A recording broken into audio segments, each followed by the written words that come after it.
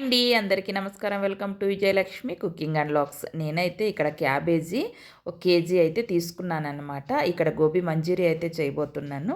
ముందుగా క్యాబేజీని అయితే ఇలా సన్నగా కట్ చేసేసుకోవాలి. అలాగే ఓ 2, 3 టేబుల్ స్పూన్లు కారము, మిరియాల పౌడర్, అలాగే గరం మసాలా, అలాగే అల్లం వెల్లుల్లి పేస్టు, సాల్టు, చిన్న గిన్నెతో మైదా, అలాగే కార్న్ ఫ్లోర్, అలాగే బియ్యపిండి వేసేసాను.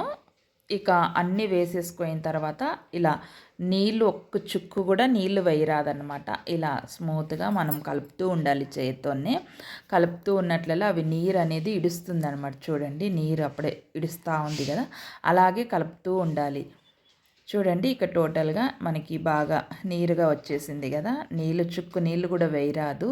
లేకుంటే మనకు ఉంటలు కట్టుకోవడానికి రాదనమాట. చూడండి ఇప్పుడు సింపుల్‌గా మనకి ఈజీగా వచ్చేస్తుంది ఉంటలు కట్టడము. ఇలా అన్ని ఉంటలు కట్టేసుకోవాలి ముందుగా. కలర్ఫుల్‌గా రావాలనుకుంటే మనం ఇందులో ఫుడ్ కలర్ కూడా వేసుకోవచ్చు. ఇక ఇంటికే కదా అని నేనైతే ఫుడ్ కలరు హెల్త్‌కి అంత మంచిది కాదు కాబట్టి ఇక యూజ్ చేయలేదనమాట ఫుడ్ కలర్ అయితే ఇక్కడ. ఇక్కడ అన్నీ వంటలు కట్టేసుకున్నాం కదా! ఇక మనము ఒక సైడ్ అయితే ఆయిల్ పెట్టేసుకోవాలి. ఇక అన్నీ ఆయిల్ హీట్ అయిన తర్వాత ఇక వంటలైతే వేసేసుకొని ఇలా కాస్త గ్యాస్ స్లిమ్‌లో, హైలో పెట్టుకుంటూ మనము ఇలా అయితే వేయించుకోవాలనమాట. దీని వెంటనే మనము గరిటతో తిప్పరాదు వంటల్ని. ఎందుకంటే అవి పగిలిపోతాయన్నమాట. కాసేపు అలా అయిన తర్వాత మనం గరిటతో అటు ఇటు తిప్పుతూ మనము అయితే ఇలా అనుకోవాలి. ఇక ఫ్రై అయిన తర్వాత పక్కకైతే తీసేసుకుందాం. చాలా అంటే చాలా ఈజీ ప్రాసెస్ అండి ఇదైతే. ఇంట్లోనే ఈజీగా చిన్న పిల్లలు కూడా చేసేయచ్చు. అంత ఈజీ అనమాట.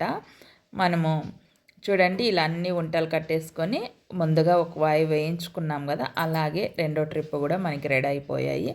ఇలాగే అన్ని వంటలన్నీ ఇలా ఫ్రై చేసేసుకోవాలి. ఇక్కడ నేనైతే 1 కేజీ తీసుకున్నాను కదా క్యాబేజీ అయితే.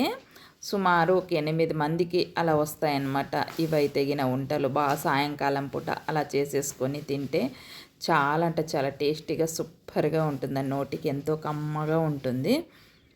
వంటలైతే అన్నీ ఫ్రై చేసేసుకొని పక్కకు తీసి పెట్టుకున్నాం కదా! ఇక ఒక ఎడల్పాటి కడాయి పెట్టేసుకొని ఆయిల్ వేసేసుకొని ఆనియన్స్ కూడా వేసేసుకొని ఒకసారి బాగా కలిపేసుకోండి. కాస్త అలా కరివేపాకు, ఇక ఆనియన్స్ గోల్డ్ కలర్ వచ్చే వరకు అవసరమేం లేదు. ఇప్పుడు సాస్ అయితే వేసేయాలన్నమాట.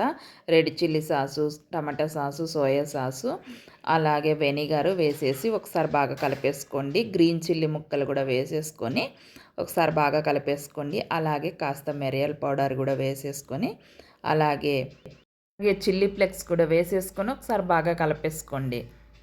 నేను ఎక్కువగా క్యాలీఫ్లవర్‌తో అయితే చేస్తూ ఉంటాననమాట. అది ఏమీ అంతగా టేస్ట్ అనిపిస్తా ఉండలేదు నాకి.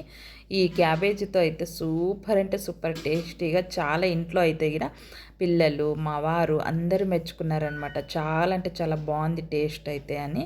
అప్పుడప్పుడు ఇలా చేయించుకొని తింటా ఉంటారనమాట. ఈజీగా కూడా చేసేయచ్చు. టేస్టీగా కూడా ఉంటుందనమాట.